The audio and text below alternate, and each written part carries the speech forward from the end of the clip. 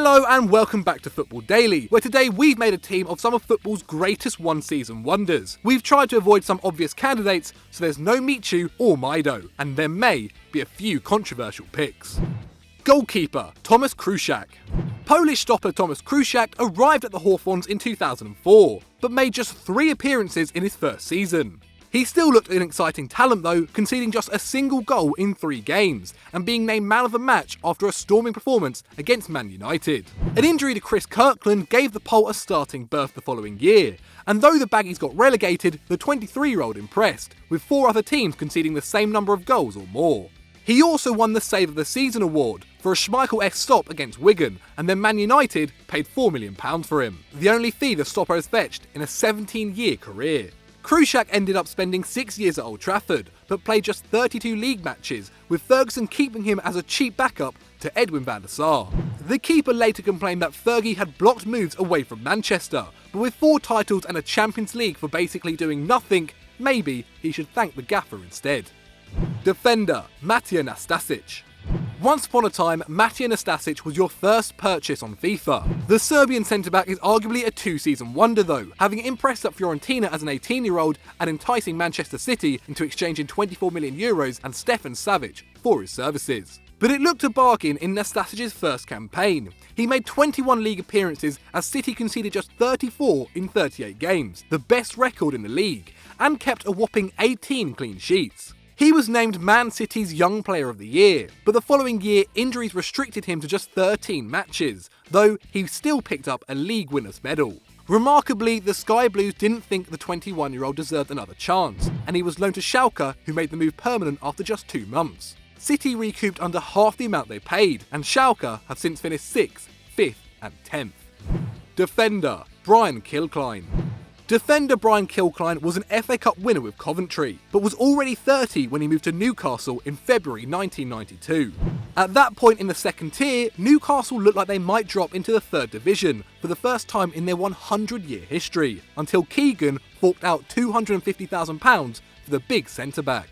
The Magpies kept 5 clean sheets in their last 16 games to ensure survival by the skin of their teeth, finishing 20th out of 24, and just 4 points above the relegation zone. Keegan gave Killer full credit for the escape, and the next year, player and manager contributed to an incredible turnaround in form, as Newcastle finished top of the league and won promotion to the Prem. Kilcline would only make 1 more appearance for the club, as they finished 3rd on their return to the big time. But he had a typically unconventional career path after he left St James's, becoming a sailor and property developer, and later joining an over-50s walking football league. Defender, Wes Morgan.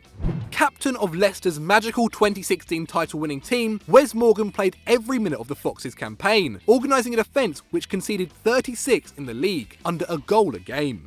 That season, Leicester conceded 3 or more goals on 1 occasion, in a 5-2 home defeat to Arsenal. But as champions, they let in 3 or more goals on 8 occasions, conceding 63 goals overall, and dropped from 81 points to 44. 3 losses became 18, and suddenly Morgan, Hoof, Simpson and Fuchs looked like what they were, mediocre players whose flaws had been concealed by a smart system and the superhuman brilliance of N'Golo Kante.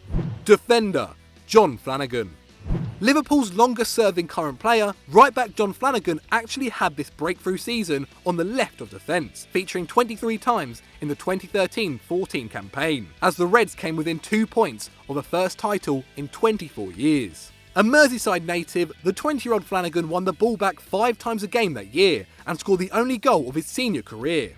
Half of his league appearances as a professional came in that single campaign, and the Brazilian legend Cafu called the youngster his successor and claimed he had everything required to be one of the best fullbacks in the world. Unfortunately, 2 knee surgeries saw Flanagan go 619 days without playing a first-team match, and even a loan to Burnley in 2016 didn't get him back on the pitch. His market value, according to Transfermarkt, is now just £3 million, under half of what it was in 2014.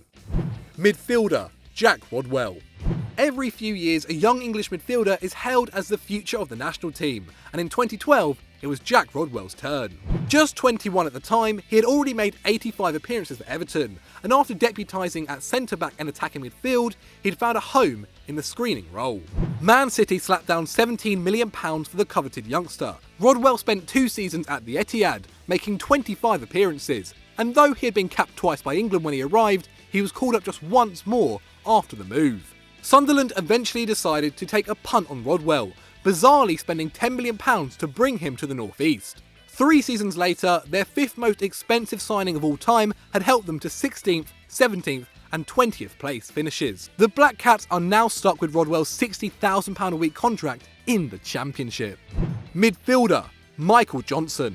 Our third City player, and we promised the last, Michael Johnson was a young midfielder so promising that Sky Blues fans nicknamed him FEC, Future England Captain. A dynamic box-to-box player, Johnson made 23 appearances in the 07-08 season, hitting 3 goals as a 19-year-old. Alongside other promising youngsters like Joe Hart and Daniel Sturridge, Johnson looks set to anchor City's midfield for a decade to come. But a recurrent abdominal problem and a knee injury ruled him out for a combined 15 months. While on the treatment table, Johnson became depressed, began to drink heavily and put on weight, soon falling out of love with the game altogether. In 2012, City finally released him, and Johnson started a new career as an estate agent. After that breakout year in 2008, he played just 19 more matches, scoring a single goal and was out of the game before he turned 25. Midfielder, Alessio Cerci. We couldn't justify a 4-2-4 formation, so wide man Alessio Cerci slots into an attacking midfield role. The Italian had turned out for Fiorentina and Roma before he turned up at Torino in 2012, where he partnered with 22-year-old Ciro Immobile. The 2013-14 campaign saw both become hot properties on the transfer market. Immobile scored 22 goals, winning the Capo Cannonieri award, while Cerci added 13 goals and 10 assists, a league high. He created 58 chances in league play, placing him between Insigne and Marek Hamsik. Atletico Madrid beat Arsenal to his signature that summer, spending €16 million in the hope that Cerci could help them defend their league title. However, he made just 9 appearances in all competitions, scoring 1 goal and getting sent off against Valencia. His biggest contribution was heading to Milan on loan, enabling Fernando Torres to go the other way, and 3 years later, Atleti cancelled his contract, allowing him to join Hellas Verona on a free. Forward, Dani Guiza. The answer to 1,000 pub quiz questions, Dani Guiza is a Spanish striker who moved to Mallorca in 2007. Already 27, the forward had played under 3 full seasons at the top level, and though he had passed 15 league goals on 3 occasions, all of those came in the Segunda Liga. However, he had hit 2 in Getafe's 4-0 defeat of Champions League holders Barcelona the previous season, and Mallorca thought he was worth the €5 million gamble. He went on to score 27 in 37, winning the Panici Award for La Liga's top goalscorer. That form earned him his first international call-up, and Guiza headed to Euro 2008 as a backup striker to Fernando Torres and David Villa. He came off the bench to score against Greece and in the semi-final against Russia, and finished the tournament with the first silverware of his career. Fenerbahce snapped him up for €40 million, but Guiza would score fewer goals over the next 4 seasons than he did in that one campaign at Mallorca. He did win titles in Turkey and Paraguay. Forward, Michael Ricketts. A £400,000 acquisition in 2000, Michael Ricketts arrived at Sam Allardyce's Bolton as a 22-year-old, hitting 24 goals in his first season with the Trotters to help them win promotion to the Premier League. And it seemed that he had adapted perfectly to the top level the next year, as he scored in wins over Liverpool and Man United. He also rescued a point away at Arsenal, and by January had bagged 12 goals in the league, just 2 off Ruud van Nistelrooy's tally.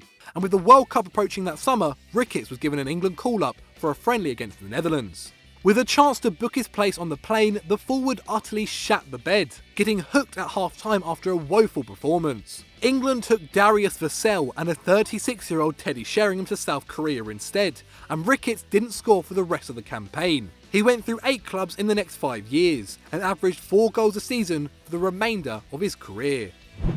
Forward, Grafite. With German football so dominated by Bayern Munich and Borussia Dortmund, it's amazing that between 2003 and 2009, Werder Bremen, Stuttgart and Wolfsburg all won the Bundesliga. The Wolves were the last team outside the Big Two to lift the trophy, And though their squad included Edin Dzeko and Andrea Barzagli, it was little-known Brazilian Grafite who powered them to glory. The striker scored a staggering 35 goals in 31 games in all competitions, and added 10 assists in a Messi-esque campaign.